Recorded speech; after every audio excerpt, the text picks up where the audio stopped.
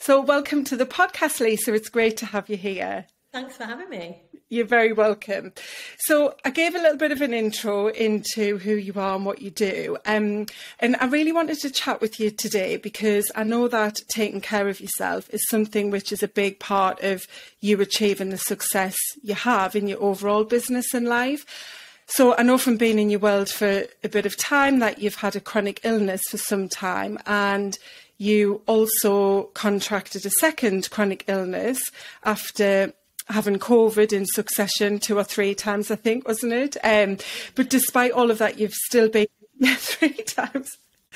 You've been able to build a very successful business, and things started to change, I think, last year as well when Sam was diagnosed with prostate cancer. So together as a couple and then as a family and then as a business, you've had to really kind of think about the impact that health can have very easily on your business and the life you're trying to live.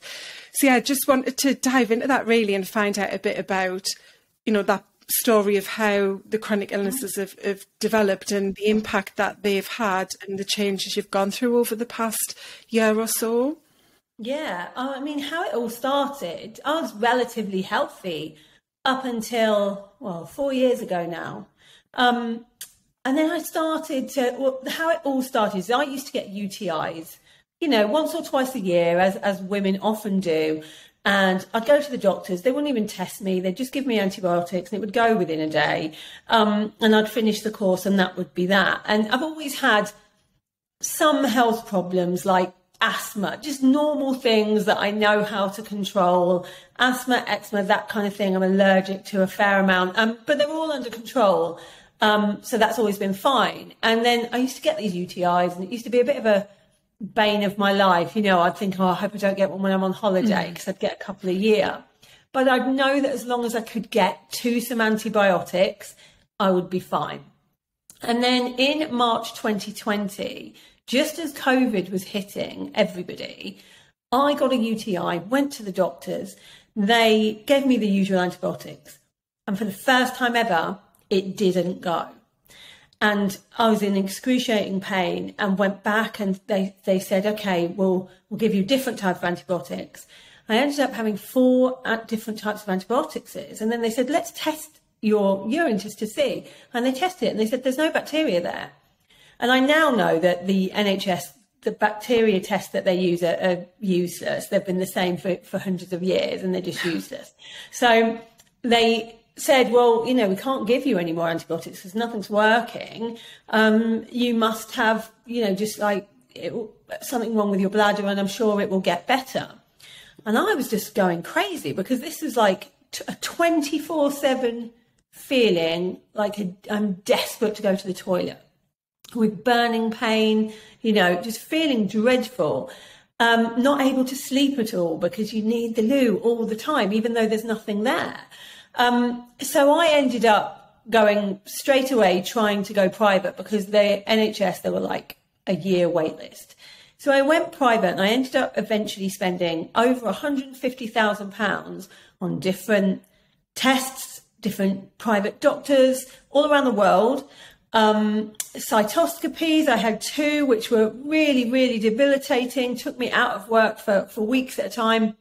And for 2.5 years, I just had this full time, 24/7, no days off. It changed everything about my life because I didn't sleep anymore, ever. So I was always tired. It meant that I had to come clean, really, on social media about what was going on with me because some days I just couldn't show up because I was in too much pain. I went into different Facebook groups and found out there were thousands and thousands of women all going through this and just being given a kind of title of interstitial cystitis, which is basically a catch-all term that means we have no idea what's wrong with you or what to do about it. And so, just try to do different diets to see if that helped. People would say, I'll try hormones, try this, try that. And I would try everything. Nothing worked. And so I got kind of used to being in pain. Sometimes I was in a 6 out of 10 level pain most days. And then sometimes it would be a 9 out of 10. And on those weeks, I just couldn't surface or get out of bed. And that's just how it was. And then suddenly it disappeared as quickly as it came, 2.5 years later.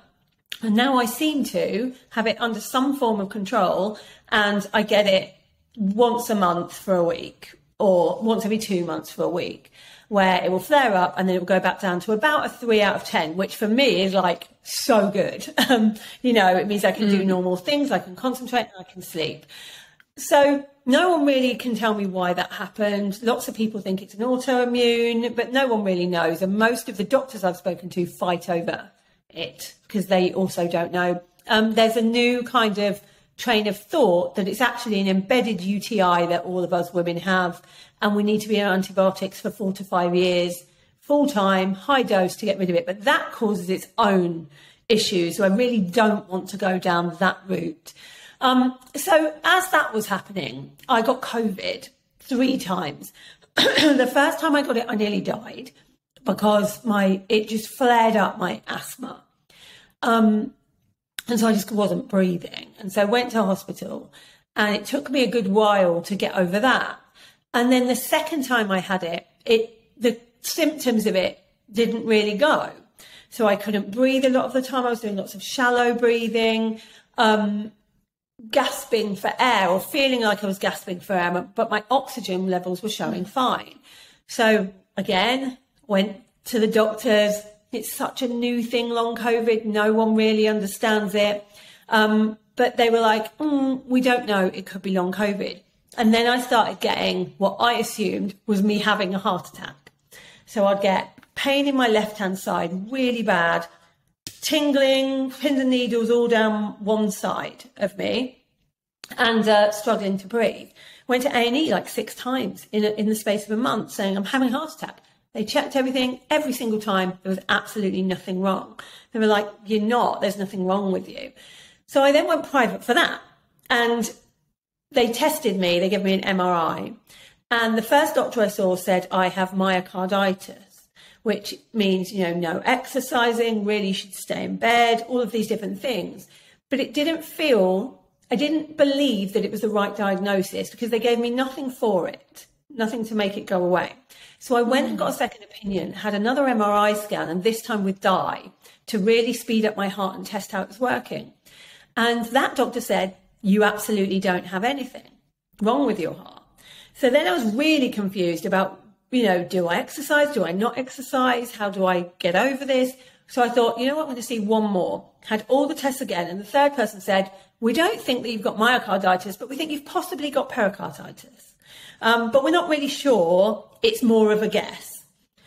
And so by this time, I'm completely confused and don't know really what I should do. Somebody else said to me, it's probably an autoimmune, because sometimes it can, getting pain in your chest and that kind of thing, when people don't really know what it is, could be a sign of inflammation, just some kind of autoimmune. And so at this present time, I have no diagnosis for the things I've got. And then I got COVID for a third time. And this time, I seemed to get over it really quickly. And I was like, oh, this is working. Like my immune system is working. That's what's supposed to happen. 2 weeks later, I'm standing in my bathroom and I suddenly collapse. And I feel like I'm going to die. Like I have this absolute feeling like this is it. Proper panic.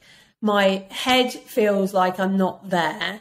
I can't move my legs. I can't stand up. I can't speak. So I was trying to say to Sam, you need to call an ambulance, but no words would come out. I couldn't articulate what I was trying to say. So an ambulance eventually came and they thought I'd had a stroke and thought all the symptoms were stroke-like. But then when they did an MRI scan of my brain, nothing wrong with me again. There's nothing there. Maybe, it's migraines from long COVID. I've never had a migraine before, but COVID apparently is showing that some people are getting like weird neurological symptoms. So it could be that. So at this point in time, as of today, I have no diagnoses, but on a daily basis have many things wrong with me. And so it's been a struggle because business-wise, I've had to adapt.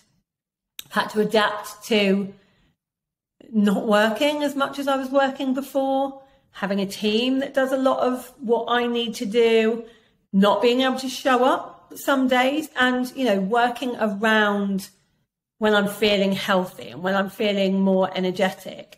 But, you know, I can be fine one day and then the next day I cannot move. So it's been difficult. Yeah, I know, it's such a story, and I think it's one that unfortunately has had kind of a similar storyline for other people who've had COVID, having, and as you say, there's so much unanswered about long COVID, and so much that I think is going to continue to have to be researched and you know, going to take years for us to really understand.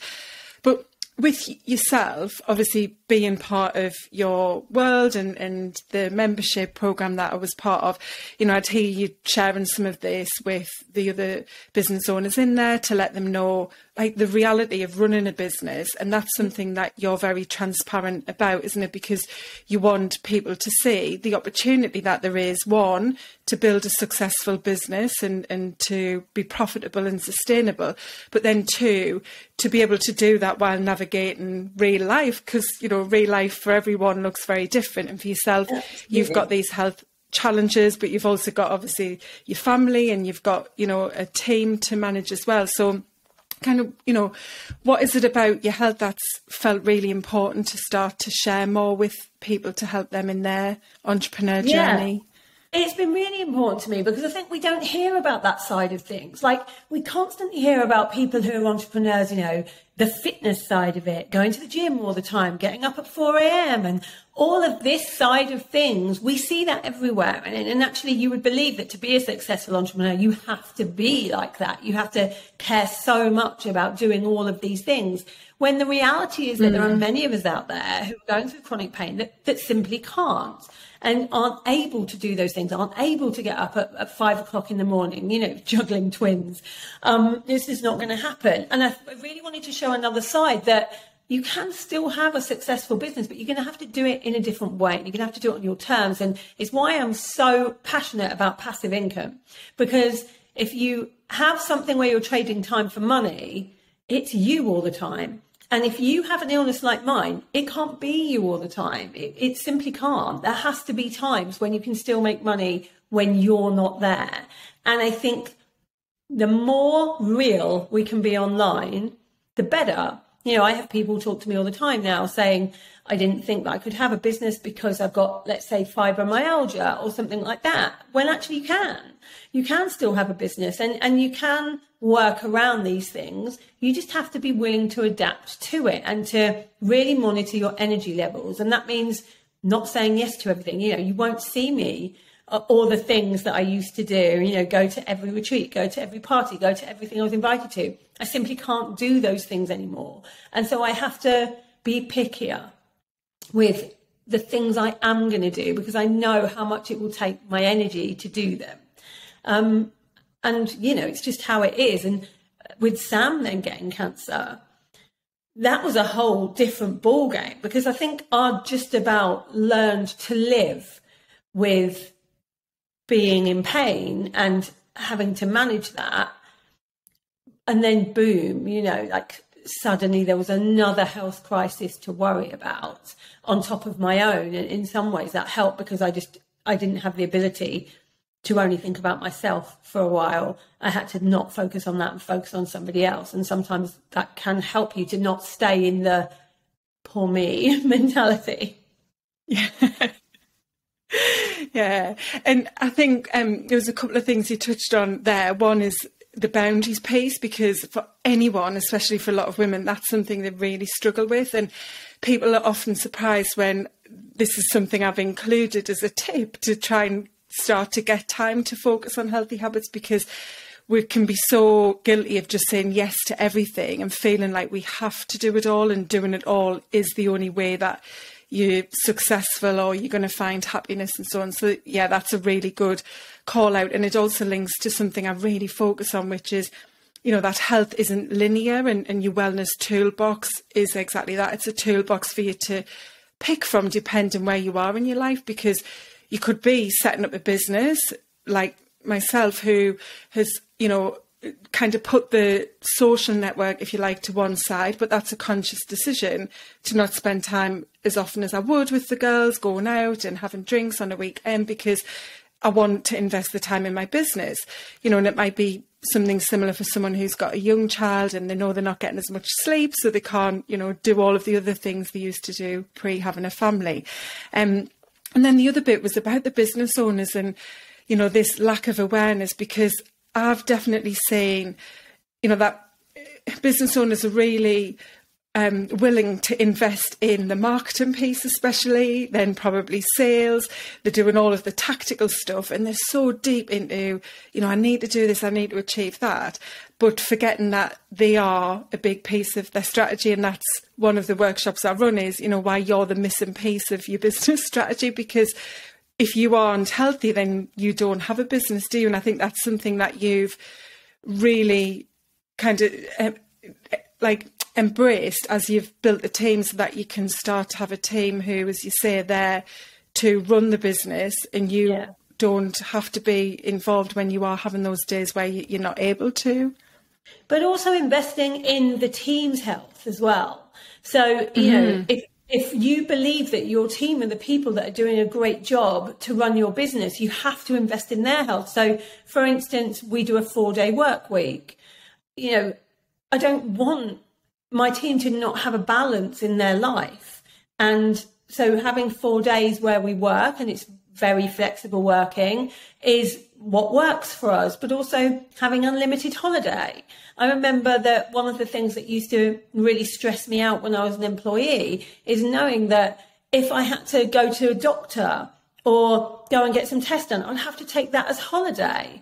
And I don't want people to feel like that. Like, our health is really important. And if we don't do things like go to the doctor to get tests, any of these kind of things, because we don't want to waste our holiday, that's never a good thing on employees. So we have unlimited holiday. You don't have to say what it's for. You just book it off and you go.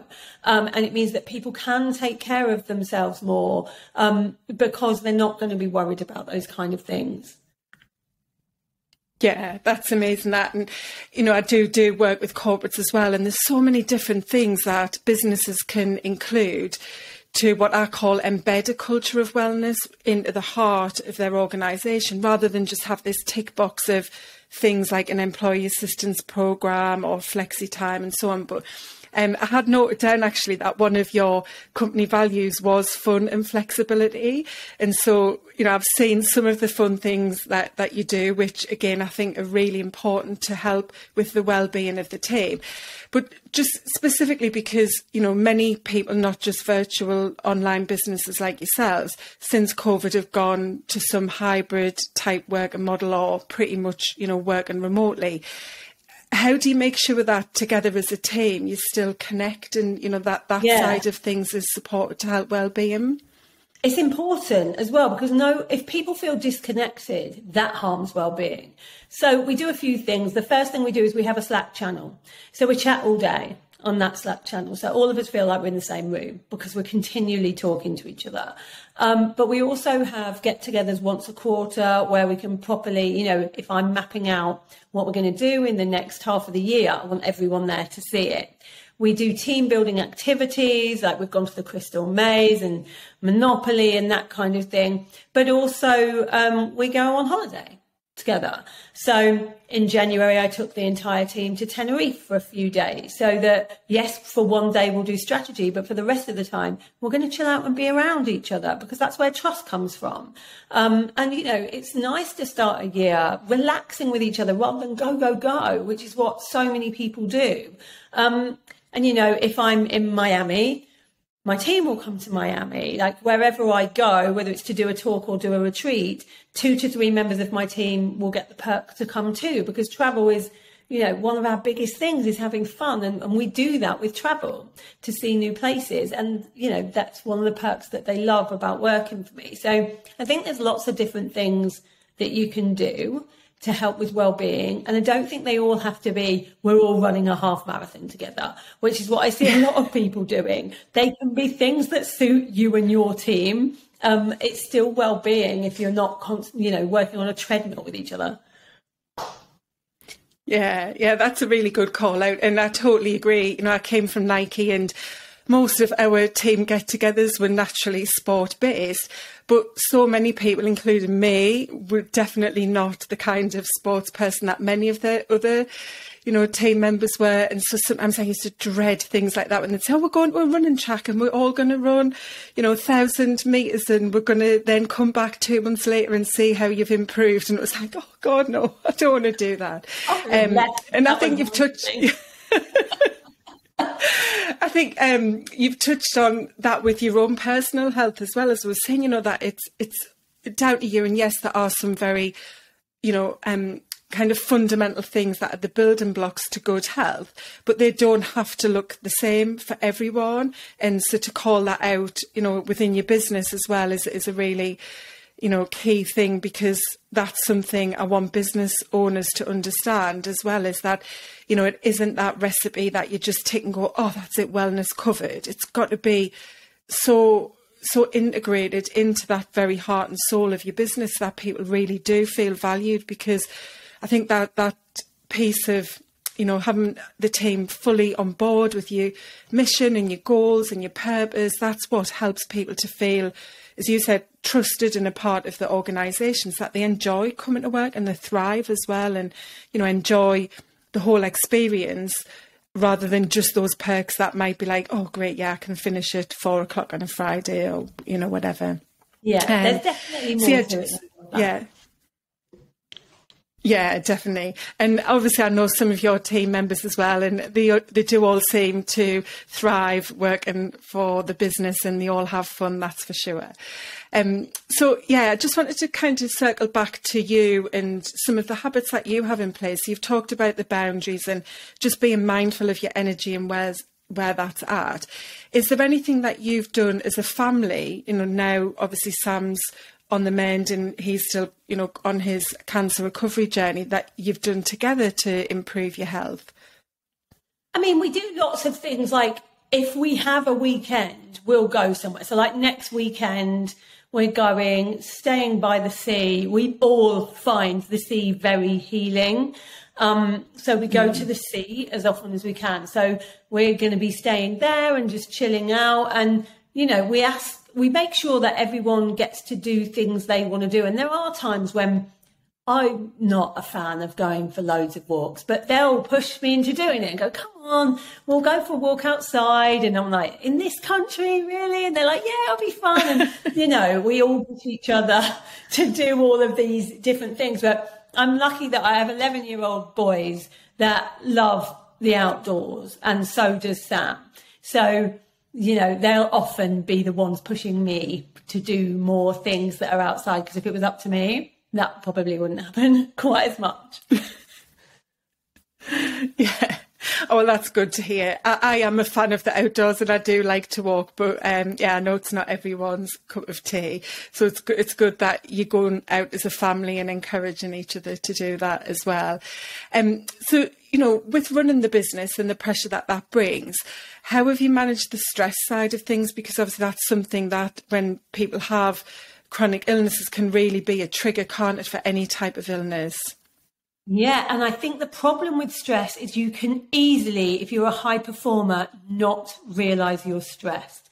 So people were saying to me, well, probably, you're running a multi-million-pound business. It could be stress that's causing these things. I'm like, but I don't feel stressed. Like, I love it.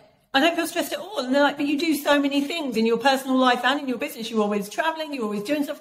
I'm like, but that to me is relaxation. Like, I don't feel stressed at all. And the issue with this, and one of the things I've definitely learned, is that you cannot feel stressed, but your body can. So just because you internally don't feel stressed doesn't mean that your body isn't taking that stress on. So I now have to, and this goes really against my own personality, put time in my diary to just be, to not do things. Now, my automatic response to relaxation is, great, let's go somewhere. Let's go dancing. Let's go do something. That to me is what relaxing is. Let's go to the cinema. Let's go and travel to Dubai for a couple of days. Whereas now I have to go, okay, there's a couple of days. Let's not do anything. Let's try and be still. Let's try and just curl up on the sofa and read. And it goes against everything that I normally do. Every part of my personality wants to go and do more things. But actually what I've learned is that my body might not want to. I might want to, but my body might need something completely different.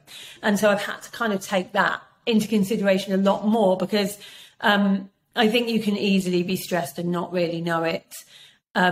So many things happen in business, whether it's, you know, people defaming you online, or there's always some issue going on in business. And while we feel like we're taking that in our stride, it doesn't mean our body is. So we have to take it into consideration. And I do quite a lot of anti-stress activities now built around mindfulness and healing. You know, I do go for a massage at least once every 2 weeks. I will do things where, because I know I'm not the kind of person to keep still, I will force myself into a situation where I have to be still, like going to a spa, because there's nothing else you can do.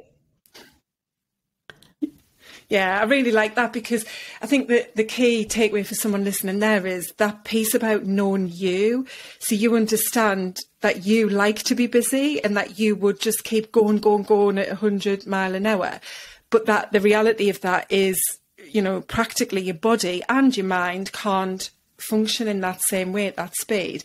So yeah, having an awareness of how you work and what you need is, you know, really beneficial to then be able to say, right, I need to make sure that I've got something in my calendar, I've got something booked, and that I am just going to be, because I think, again, you know, not just for business owners, but it is a big issue for people running their own business, as well as many people who are working full time in corporate and with families, that you just go constantly, don't you? And the only time you ever do nothing is when you're asleep. But then we're not getting the right quality sleep because our minds are still so active and engaged. So yeah, I think that's a really good call out. And you touched there on healing and, you know, having that time for yourself to just be more present.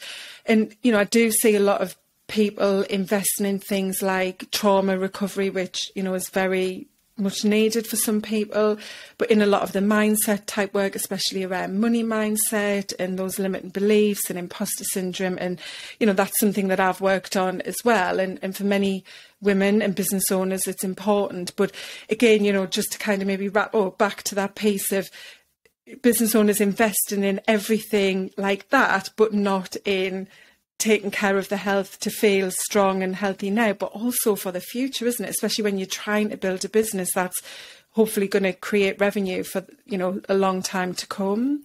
Yeah. So how do we start to shift that, do you think?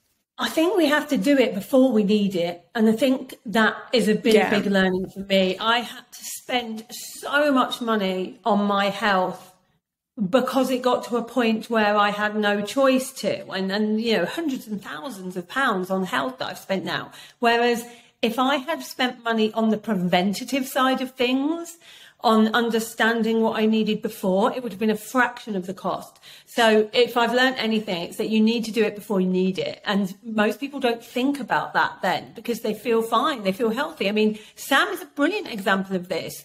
I did a full body MOT because I was feeling so ill.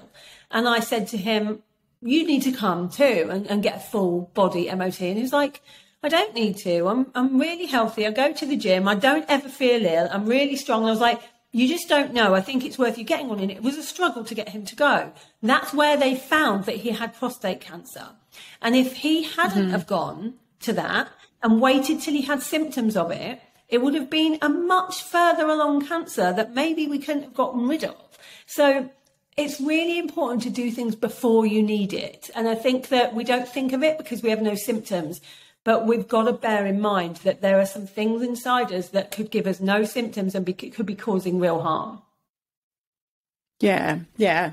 And I haven't primed Lisa to say that either, because that's obviously what I'm talking about all of the time is, you know, being aware that if we want to live a long life and have a long health span, that we've got to be proactive. And, you know, I know from my own personal journey with my mum's health, you know, she had a brain aneurysm when she was in her early 50s. And again, there was nothing there. It was found by accident because of a different issue, you know, but that then became the catalyst for so many other health changes in her life. And, yeah, as a business owner as well, it's so important to make sure you're investing in you so that you can have a business and you can then reap the rewards that you want when you are successful in that business. So yeah, that's a great call out there.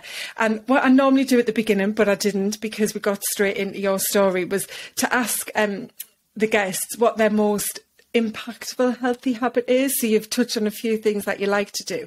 What's kind of the thing that really does help you to go, yeah, I'm taking care of myself?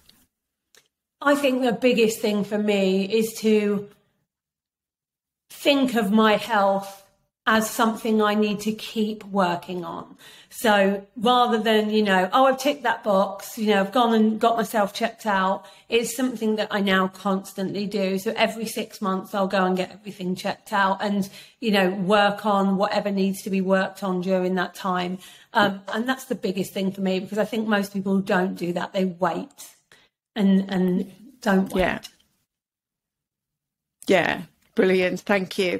So just to wrap up, Lisa, if you want to let everyone know where they can get in touch or find out more about you. Yeah, I mean, the easiest thing to do is go to Instagram at Lisa Johnson Strategist. You will see very frank behind the scenes about my health and about things going on Instagram stories, where I'm always pretty honest and transparent. You are, yeah. You do share a lot, and I especially like your little weekend jaunts to London, because I'm a big London fan, but obviously living in Newcastle, I don't get to go very often. So yeah, if you're looking for inspiration for travel anywhere, Lisa's the one to follow. Thanks, Lisa. I really appreciate your time. It's been great chatting, and I think, yeah, you've shared a lot that I'm sure people can really have a think about for their own lives and health. Brilliant. Thank you. Bye. Bye.